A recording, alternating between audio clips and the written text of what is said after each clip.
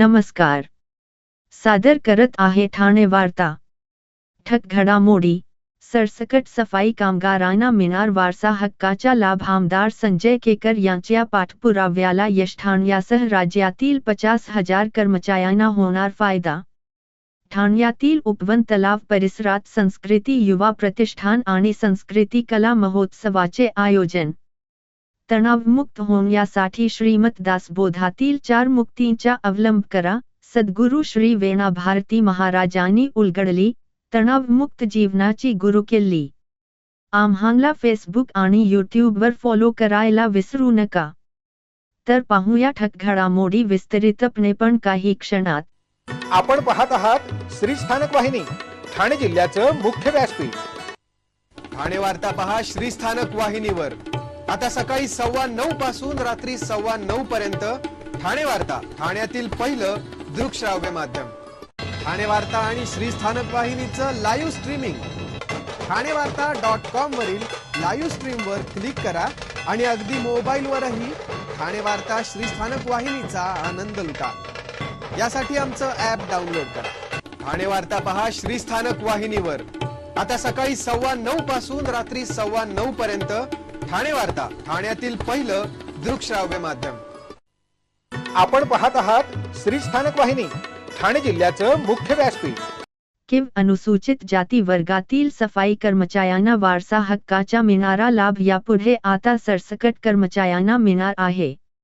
आमदार संजय केकर यांनी केलेल्या पाठपुराव्यामुळे आणि सातत्याने भक्कमपणे कर्मचाऱ्यांची बाजू मांडल्याने ठाणे शहरासह राज्यातील सुमारे 50,000 सफाई कर्मचाऱ्यांना त्याचा फायदा होणार आहे. औरंगाबाद खंडपीठाने याबाबत दिलेल्या निर्णयामुळे सफाई कर्मचारी वर्गात आनंदाचे वातावरण निर्माण झाले आहे. यापूर्वी फक्त अनुसूचित जाती वर्गातील कर्मचाऱ्यांना लाभ मिळत होता. त्यामुळे इतर वर्गातील सफाई कर्मचाऱ्यांचे अनेक प्रश्न प्रलंबित राहिले होते. ठाणे महापालिकेतही असे अनेक कर्मचारी लाभापासून वंचित राहिले आहेत. जो सफाईचे काम करतो तो सफाई कर्मचारी अशी ठाम भूमिका मांडत आमदार संजय केकर यांनी तब्बल 6 विधिमंडळ अधिवेशनातील कर्मचाऱ्यांची बाजू भक्कमपणे मांडली. तसेच याबाबत तत्कालीन मुख्यमंत्री देवेंद्र फडणवीस यांच्याशी चर्चा केली होती. सरसकट सफाई कर्मचाऱ्यांना वारसा हक्काचा लाभ मिळावा अशी शिफारस लाडपागे समितीच्या अहवालात करण्यात आली होती. तीच भूमिका राज्य सरकारची होती. अन्य संघटनांनीही याबाबत प्रयत्न सुरू ठेवले होते. औरंगाबाद खंडपीठाकडे सुरू असलेल्या प्रकरणात राज्य शासनानेही बाजू लावून धरली होती. अखेर 8 जानेवारी रोजी खंडपीठाने सरसकट सफाई कर्मचाऱ्यांना वारसा हक्काचा लाभ देण्यात यावा असा निर्णय दिला. तसा आदेश शुक्रवारी कळवण्यात आल्याने सफाई कर्मचाऱ्यांमध्ये आनंदाचे वातावरण पसरले. या निर्णयामुळे ठाणे महापालिकेतील वंचित सफाई कामगारांना न्याय मिळाला असून त्यांनी आमदार संजय केकर यांची भेट घेऊन त्यांचे आभार मानले. सफाई कामगार हा स्वच्छता दूत असून त्यांच्यात भेदाभेद नसावा. जो घाणीत सफाईचे काम करतो तो सफाई कामगार आहे. त्यामुळे अशा सर्वच सफाई कामगारांना वारसा हक्काचा लाभ मिळावा अशी माझी भूमिका होती. त्यासाठी विधिमंडळातून सातत्याने आवाज उठवला. नुकत्याच आलेल्या निकालाने या कामगारांना न्याय मिळाला. याबाबत मी राज्य सरकारचे आणि प्रयत्न करणाऱ्या संघटनांचे आभार मानतो अशी प्रतिक्रिया आमदार संजय केकर यांनी दिली. उपमुख्यमंत्री एकनाथ शिंदे यांनी अनेक कार्यकर्त्यांना मोठे केले हे जाणून आम्ही या ठिकाणी पक्षप्रवेश करत आहे. आता काँग्रेसमध्ये इतकी वर्षे होतो, आता शिवसेना वाढवणार. काँग्रेसने पाहिजे तशी मदत केली नाही ही मोठी खंत आहे. काँग्रेसमध्ये आता सक्षम नेतृत्व राहिलं नाही. आमची व्यथा कोणाकडे मांडणार. शिवसेनेत मी पक्षप्रवेश केला आहे याचा मला आनंद आहे. अमोल कोल्हे शिवसेनेनंतर राष्ट्रवादीत गेले. त्यांचा अनुभव आणि त्यातून खूप काही शिकण्यासारखा आहे. शिवसेना झोपलेलीच आहे. ही खुर्ची करता जागी झाली होती. मुख्यमंत्री पद मिळणार नाही. आघाडीपासून वेगळा होण्याचा प्रयत्न करत आहे. अमोल कोल्हे यांनी बरोबर रोखले आहे. ते केव्हा झोपले आहेत. ठाणेकरांनी गेली 26 वर्षे उचलून धरलेल्या या मालवणी महोत्सवात खवय्यांसह रसिकांची सांस्कृतिक भूक भागणार आहे. तरी 10 दिवस नागरिकांसाठी ही एक प्रकारची मेजवानीच आहे, असे प्रतिपादन ठाण्याचे आमदार संजय केकर यांनी केले. कोकण ग्रामविकास मंडळातर्फे आयोजक सीताराम राणे यांनी ठाण्याच्या शिवाईनगर येथे 10 ते 19 जाने या कालावधीत मालवणी महोत्सवाचे आयोजन केले आहे. शुक्रवारी ता 10 जाने रोजी सायंकाळी सूर्यास्ताच्या मुहूर्तावर अग्निहोत्र होम करण्यात आल्यानंतर ठाण्याचे आमदार संजय केकर आणि कोकण पदवीधर मतदारसंघाचे आमदार निरंजन डावखरे यांच्या हस्ते या मालवणी महोत्सव 2025 चे उद्घाटन पार पडले. केकर आणि डावखरे यांनी महोत्सवातील स्टॉलवर फेरफटका मारून खानदेशी भोजनाचा आस्वाद घेतला. यावेळी माध्यमांशी बोलताना केकर यांनी कोकणातील व्यावसायिकांना बाजारपेठ उपलब्ध व्हावी तसेच मालवणी कला संस्कृतीचा प्रचार आणि प्रसार व्हावा या हेतूने गेली 26 वर्षे सीताराम राणे हे सातत्य ठेवत मालवणी महोत्सव भरवतात. ठाणेकरांनी उचलून धरलेला हा मालवणी महोत्सव आहे. विविध सांस्कृतिक कार्यक्रम तसेच खवय्यांसाठी 10 दिवस येथे विविध खाद्यपदार्थांची रेलचेल आहे. तेव्हा खवय्यांसह रसिकांची सांस्कृतिक भूक भागवणारा हा महोत्सव असल्याचे सांगितले तर निरंजन डावखरे यांनी सीताराम राणे या कोकणातील माणसाने या मालवणी महोत्सवाच्या माध्यमातून कोकणचे नाते शहरवासियांशी जोडून ठेवले आहे. शेतकऱ्यांसोबतच कोकणातील व्यावसायिकांना उत्तम व्यासपीठ मिळवून देणाऱ्या आयोजक सीताराम राणे यांचा हा उपक्रम वाखाणण्यासारखा असल्याचे कौतुकोद्गार काढले. हिवाळ्यामध्ये नवी मुंबईच्या बाजारात सध्या पालेभाज्यांची आवक वाढत असल्याने दर मात्र घसरले आहेत, त्यामुळे भाजी विक्रेते चांगले चिंतेत आले आहेत. बाजारात सध्या कोबी, पालक, मेथी, कांद्याची पात या पालेभाज्या 5 ते 7 रुपये किलोने विकले जात असल्याने व्यापारी चिंतेत आहेत. ग्राहक पालेभाज्या खरेदी करत आहेत, मात्र व्यापाऱ्यांचे नुकसान होत आहे. तसेच थंडीचा हंगाम असल्याने पुढील काही दिवस दर कमी असणार असं व्यापाऱ्यांनी म्हटलं आहे. अहो, आपण आपलं घर स्वच्छ सुंदर नीटनेटकं ठेवतो ना, मग आपण आपल्या शहराच्या बाबतीत उदासीन का? आपलं शहर स्वच्छ सुंदर आणि नीटनेटकं ठेवणं ही आपली जबाबदारी आहे, हो ना? मग उचला फोन आणि विना परवाना होर्डिंग्स बॅनर्स कुठे दिसले तर 1800 222 108 या टोल फ्री क्रमांकावर कळवा किंवा 750 69 46 155 या भ्रमणध्वनीद्वारे आपली तक्रार नोंदवा किंवा महापालिकेने तयार केलेल्या स्टार ग्रेड ॲप्लिकेशनद्वारे आपली तक्रार नोंदवा. त्याची दखल त्वरित घेतली जाईल. लक्षात घ्या, आपला छोटासा सहभाग आपलं शहर स्वच्छ सुंदर आणि नीटनेटकं बनवू शकतो. जसं आपलं घर तसं आपलं ठाणे शहर.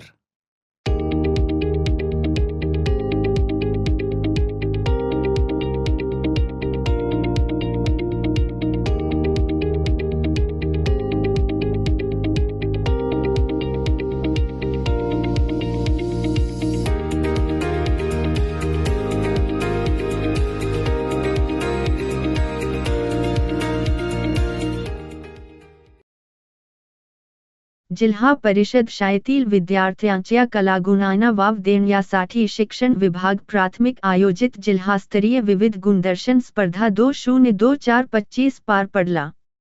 मुख्य कार्यकारी अधिकारी छायादेवी शिसोदे यांच्या शुभहस्ते दीपप्रज्वलन करून सावित्रीबाई फुले व छत्रपती शिवाजी महाराज यांच्या प्रतिमेचे पूजन करून कार्यक्रमाची सुरुवात झाली. जिल्हा परिषद शाळा शेलवली बांगर येथील विद्यार्थ्यांनी स्वागत गीत सादर करून कार्यक्रमाची उंची वाढवली. विद्यार्थ्यांना कला सादर करताना पाहून आनंद होतो, त्यामुळे अशा कार्यक्रमांना उपस्थित राहणे गरजेचे आहे. ग्रामीण भागातील विद्यार्थ्यांच्या विविध कलागुणांना वाव देणे आणि प्रोत्साहन देण्यासाठी आजचा हा मंच प्राथमिक शाळांच्या विद्यार्थ्यांचे आत्मसन्मान उंचावण्यासाठी महत्त्वाची भूमिका बजावणार आहे. नाट्य, गीत, समूहगीतन, समूह नृत्य अशा विविध कलागुणांना उंचावर घेऊन जाण्यासाठी विशेष शिक्षकांनी मोलाची भूमिका बजावली आहे। या स्पर्धेसाठी उपस्थित सर्वांना शुभेच्छा। मुख्य कार्यकारी अधिकारी छायादेवी शिसोदे यांनी यावेळी दिल्ल्या जिल्हा परिषद ठाणे अंतर्गत सेस फंडातून जिल्हा स्तरावरील स्पर्धेचे आयोजन करण्यात आले आहे। विद्यार्थ्यांच्या सर्वांगीण विकास करण्याच्या उद्देशाने शिक्षण विभागाच्या वतीने स्पर्धा आयोजित करण्यात आल्या असून सांस्कृतिक स्पर्धा, क्रीडा स्पर्धा आपण दरवर्षी आयोजित करतोय। ग्रामीण भागातील विद्यार्थ्यांना मंच देण्यासाठी आणि विविध गुण सादर करण्यासाठी ही स्पर्धा मोलाची आहे असे शिक्षणाधिकारी प्राथमिक बाळासाहेब राक्षे यांनी प्रास्ताविक करताना मार्गदर्शन केले। ग्रामीण भागातील विद्यार्थ्यांच्या कलागुणांना प्रोत्साहन देण्यासाठी प्राथमिक विभागातील कार्यक्रम उत्तमरित्या सादर केले जात आहेत। यासाठी शिक्षकांनी घेतलेली मेहनत मोलाचे आहे। सर्व विद्यार्थ्यांना सदिच्छा। शिक्षणाधिकारी माध्यमिक ललिता दहितुले यांनी दिल्ल्या डोंबारी समाजातील बांधवांनी आपल्या कलागुणांना सादर करीत उदरनिर्वाह केला आहे। त्यांना येणाऱ्या विविध समस्या समाजासमोर मांडण्यासाठी आणि विद्यार्थ्यांना त्यांची जाणीव नृत्याच्या माध्यमातून करून देण्यासाठी नाचतो डोंबारी या गाण्यावर सादरीकरण करताना नाचतो डोंबारी आम्ही कसरत करतो जगण्यासाठी, वाजले का ती घंटा शाळेची माझ्यासाठी असा संदेश विद्यार्थ्यांनी नृत्य सादर करताना दिला। ही आनंदाची बाब आहे असे मत व्यक्त जिल्हा परिषद शाळा बौद्धपाडा केंद्र खातिवली येथील मुख्याध्यापक संतोष जाधव यांनी व्यक्त केले। ग्रामीण भागातील विद्यार्थ्यांच्या कलागुणांना प्रोत्साहन देण्यासाठी प्राथमिक विभागातील कार्यक्रम उत्तमरित्या सादर केले जात आहेत। यासाठी शिक्षकांनी घेतलेली मेहनत मोलाचे आहे। सर्व विद्यार्थ्यांना सदिच्छा। शिक्षणाधिकारी माध्यमिक ललिता दहितुले यांनी दिल्ल्या डोंबारी समाजातील बांधवांनी आपल्या कलागुणांना सादर करीत उदरनिर्वाह केला आहे। त्यांना येणाऱ्या विविध समस्या समाजासमोर मांडण्यासाठी आणि विद्यार्थ्यांना त्यांची जाणीव नृत्याच्या माध्यमातून करून देण्यासाठी नाचतो डोंबारी या गाण्यावर सादरीकरण करताना नाचतो डोंबारी आम्ही कसरत करतो जगण्यासाठी, वाजले का ती घंटा शाळेची माझ्यासाठी असा संदेश विद्यार्थ्यांनी नृत्य सादर करताना दिला। ही आनंदाची बाब आहे असे मत व्यक्त जिल्हा परिषद शाळा बौद्धपाडा केंद्र खातिवली येथील मुख्याध्यापक संतोष जाधव यांनी व्यक्त केले। कल्याण पूर्वेतील रेल्वे जागेवरील 130 बाधितांना BSUP योजनेंतर्गत घरे उपलब्ध करून द्यावीत अशी मागणी शिवसेना शहर प्रमुख निलेश शिंदे यांनी केली आहे। कल्याण पूर्वेतील रेल्वे जागेवर अतिक्रमण करून उभारलेल्या घरांवर रेल्वे प्रशासनाने कारवाई सुरू केली आहे। या कारवाईमुळे सुमारे 130 कुटुंबे बेघर होण्याच्या संकटात सापडली आहेत। या कुटुंबांना तत्काळ मदत मिळावी यासाठी शिवसेना शहर प्रमुख निलेश शिंदे यांनी पुढाकार घेतला आहे। शिंदे यांनी प्रशासनाकडे मागणी केली आहे की या बाधित कुटुंबांना भुयारी घरकुल योजना BSUP अंतर्गत घरे उपलब्ध करून दिली जावीत। तसेच या कुटुंबांना कायमस्वरूपी घरांचा प्रश्न सोडवून दिला जावा अशी ही मागणी त्यांनी केली आहे। सालाबादप्रमाणे यंदाही सोमवार 13 जानेवारी 2025 रोजी आई गांवदेवी चिखलादेवी चा यात्रा महोत्सव साजरा केला जाणार आहे। तसेच रविवार दिनांक 12 जानेवारी 2025 रोजी आई गांवदेवीचा पालखी सोहळा संध्याकाळी 3:30 ते रात्री 10:00 या वेळात संपन्न होणार आहे अशी माहिती गावदेवी सेवा मंडळाचे अध्यक्ष दिलीप पाटील यांनी आज पत्रकार परिषदेत दिली। ते पुढे म्हणाले की यंदा पालखी सोहळ्याचे 19वे वर्ष आहे। आई गांवदेवी चिखलादेवी जत्रोत्सवाने महोत्सवी शतक पार केले आहे। दरवर्षीप्रमाणे आकर्षण म्हणून कोपरी परिसरातील हजारो महिला मोरपिशी रंगाची साडी नेसून व पुरुष मंदी झुवा परिधान करून पालखी सोहळा व जत्रोत्सवात सहभागी होणार आहेत। भजन, ब्रास बँड पथक, बेंजो बँड पथक तसेच कोई नृत्य या पालखी सोहळ्यात मुख्य आकर्षण असणार आहे। यावर्षी ब्रास बँड पथकातील सदस्य टी-शर्ट व पारंपरिक कोई टोपी या वेशभूषेत दिसणार आहेत। कोपरी गावात पालखीच्या वेळी प्रत्येक घरासमोर रांगोळी व फटाक्यांच्या आतषबाजी तसेच गुलाल उधळत स्वागत केले जाते। या पालखी सोहळ्यात लहान व वयोवृद्ध कोपरीकर सामील होत असतात। दुसऱ्या दिवशी 13 जानेवारी 2025 रोजी पहाटे 3:00 वाजता मान्यवर अध्यक्ष दिलीप दादा पाटील यांच्या हस्ते देवीचा अभिषेक होणार आहे। अभिषेक झाल्यानंतर देवीची आरती होणार व त्यानंतर दिवसभर मंदिर तसेच गाभारा भाविकांना दर्शनासाठी खुला राहणार आहे। तब्बल लाखोंच्या संख्येने भाविक आई गांवदेवीचे दर्शन घेतात। त्यात राजकारणी तसेच चित्रपट तारकांची मांदियाई असते। मंदिराच्या सभोवतालचा परिसर विद्युत रोषणाईने झाऊन निघतो। आताच्या पिढीने इतका ताण वाढवून घेतलाय की हा ताण कसा कमी करायचा त्या संभ्रमाचाही वेगळा ताण त्यांना उद्भवत आहे। तेव्हा तणावमुक्त होण्यासाठी श्रीमत दासबोधांतील सलोकता, समीपता, सरूपता व सायोज्यता या 4 मुक्तींचा अवलंब दैनंदिन जीवनात करा, असे उद्बोधक प्रवचन सद्गुरू श्री वेणा भारती महाराज यांनी दिले। ठाण्यात सरस्वती क्रीडा संकुलाच्या प्रांगणात सुरू असलेल्या 39व्या रामभाऊ म्हागी स्मृती व्याख्यानमालेत तणावमुक्त जीवनाची गुरुकिल्ली हे तिसरे पुष्प शुक्रवारी सद्गुरू श्री वेणा भारती महाराज यांनी गुंफले। तणावमुक्त जीवनाचे सार उलगडताना सद्गुरू श्री वेणा भारती महाराज यांनी ताणतणाव अनेक प्रकारचे आहेत, हे ताण कमी करण्यासाठी सिंहावलोकन करा, वृद्ध मंडळीकडून जाणून घ्या, आपल्या परंपरा सोडू नका, त्या आपल्या आरोग्याशीच नव्हे तर भाग्याशी निगडीत आहेत। एखाद्याचा आदर्श घ्या पण विनाकारण स्पर्धा करू नका। शेजाऱ्याकडे अमुक आहे तमुक आहे म्हणून आपल्याकडे हवेही असूया नसावी। पाण्यात होतो तेव्हा कुठे आजार होते।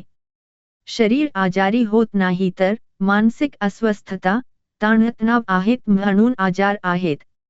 शेवटी अग्नी जर शरीर स्वीकारत असेल तर त्या शरीरात आजार नाहीत, असे स्पष्ट करून आज जगण्यातील आत्मा हरवला आहे।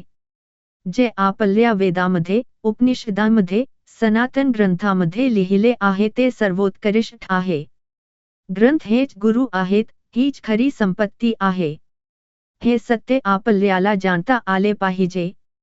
आपण कितीही शिकलो तरी वेदांपेक्षा उपनिषदांपेक्षा लहान आहोत। वेद हेच आपले गुरु आहेत।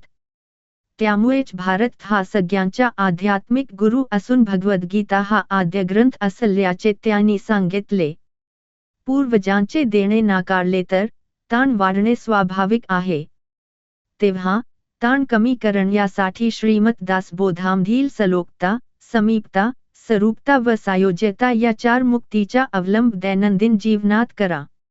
जीवनात प्रवाही राहून सगळ्या गोष्टी सहज करायला शिका। घरातील देवघरात मुक्तीच्या शक्तीचा धागा आहे, पुढील अनंत पिढ्यांसाठी तो जपून ठेवत ह्या मुक्ती त्यांना सोपवा।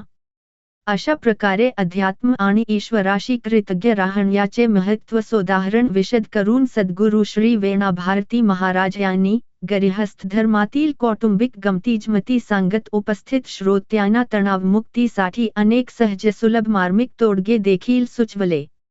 आजकाल सत्य ऐकण्याची कुणाचीच हिंमत नाही, कारण सत्य कटू असते, ते सत्यनारायण आहे। तेव्हा रस्त्यावर असेल अथवा कुठेही सत्यनारायणाच्या दर्शनाचा संकोच करू नका। किंबहुना वर्षभरात प्रत्येकाच्या घरात एक तरी सत्यनारायण झाला पाहिजे। घरातील हॉलमध्ये सत्यनारायण आणि महाप्रसाद टेरेसवर असे प्रघात टाळा, असे स्पष्ट करून श्री वेणा भारती यांनी केळीच्या पानावरील शियाच्या प्रसादाची माहिती विशद केली। महाराष्ट्रातील भगिनींना आधार देणारी राज्य शासनाची मुख्यमंत्री माझी लाडकी बहीण योजना। या योजनेअंतर्गत अल्प उत्पन्न गटातील 21 ते 65 वयोगटाच्या भगिनींना मिळणार दरमहा 1500 रुपयांची मदत। अर्ज करण्यासाठी 31 ऑगस्ट 2024 पर्यंत मुदतवाढ।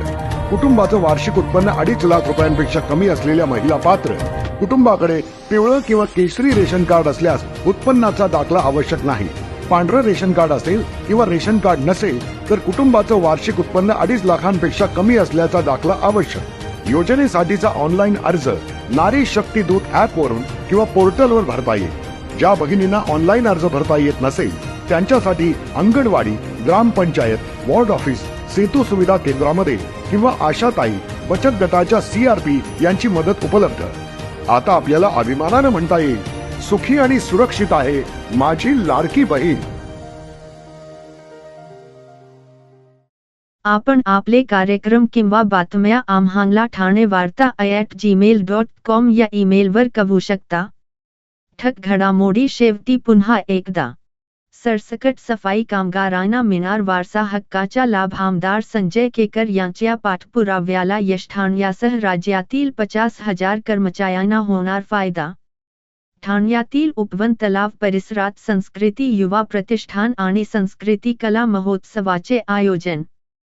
तणावमुक्त होण्यासाठी श्रीमत दासबोधातील 4 मुक्तींचा अवलंब करा, सद्गुरू श्री वेणा भारती महाराजांनी उलगडली तणावमुक्त जीवनाची गुरुकिल्ली।